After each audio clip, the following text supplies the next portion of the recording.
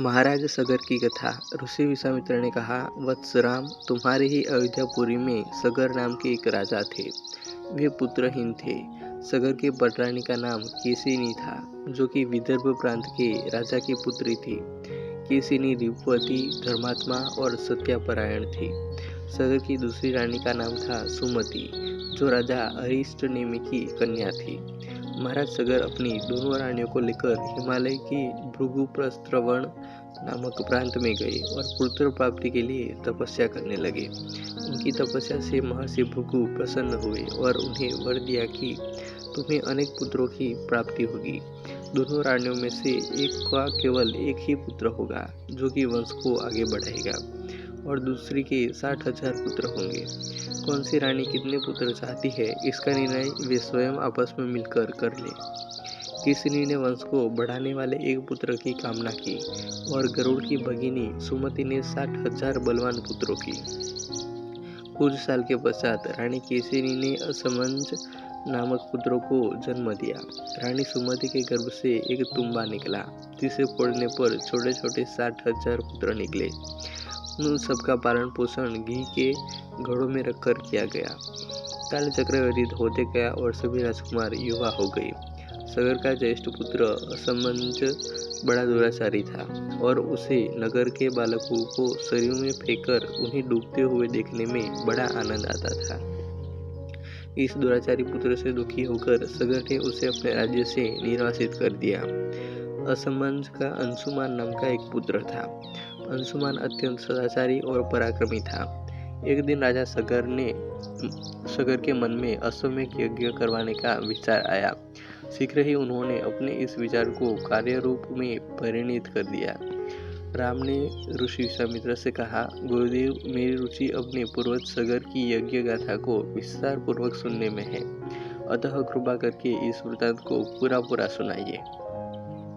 राम के इस प्रकार से जिज्ञासा व्यक्त करने पर ऋषि विश्वामित्र प्रसन्न होकर कहने लगे, राजा सगर ने हिमालय एवं विंध्याचल के बीच की हरितिमायुक्त भूमि पर एक विशाल यज्ञ मंडप का निर्माण करवाया। फिर अश्वमेध यज्ञ के लिए श्यामकर्ण घोड़ा छोड़कर उसकी रक्षा के लिए पराक्रमी अंशुमान को सेना के साथ उसके पीछे भेज दिया। यज्ञ की संभावित सफलता के परिणाम की आशंका से भयभीत होकर इंद्र ने एक राक्षस का रूप धारण किया और उस घोड़े को चुरा लिया। घोड़े की चोरी की सूचना पाकर सगर ने अपने 60,000 पुत्रों को आज्ञा दी कि घोड़ा चुराने वाले को पकड़कर या मारकर घोड़ा वापस लाओ। पूरी पृथ्वी में खोजने पर भी जब घोड़ा नहीं मिला, तो इस आशंका से कि किसी ने घोड़े को तहखाने में न छुपा रखा हो, सगर के पुत्रों ने संपूर्ण पृथ्वी को खोदना आरंभ कर दिया। उनके इस कार्य से असंख्य भूमितल निवासी प्राणी मारे गए। खोदते खोदते वे पाताल तक जा पहुंचे। उनके इस नृशंस कृत्य के विषय में देवताओं ने ब्रह्मा जी को बताया, तो ब्रह्मा जी ने कहा कि ये राजकुमार क्रोध एवं मद में अंधे होकर ऐसा कर रहे हैं। पृथ्वी की रक्षा का दायित्व कपिल ऋषि पर है, इसलिए वे इस विषय में अवश्य ही कुछ न कुछ करेंगे।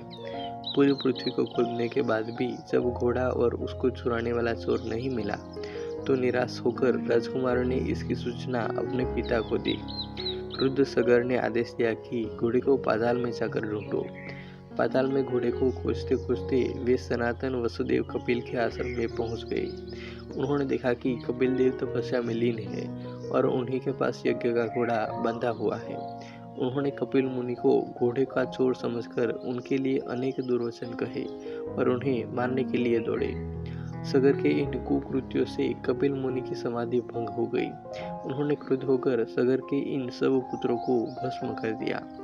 कहानी अच्छी लगी हो तो ऐसी ही और कहानियों के लिए वीडियो को लाइक, कमेंट और शेयर कर दीजिएगा, और चैनल को अभी तक सब्सक्राइब नहीं किया तो सब्सक्राइब कर लेना। मिलते हैं और एक वीडियो में। जय हिंद, वंदे मातरम।